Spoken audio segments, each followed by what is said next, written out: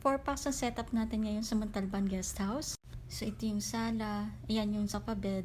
Foldable po itong center table. Tapos meron tayong wireless karaoke speaker. Pwede nyo attach dito sa videoke then dito sa smart TV.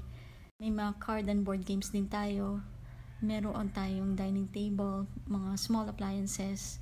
Dito naman sa ating kitchen, may plastic tayo, may stove, may water, may mga pots and pans. So clean as you go po tayo sa kitchen. Meron ng provided na garbage bag, toilet paper, microwave.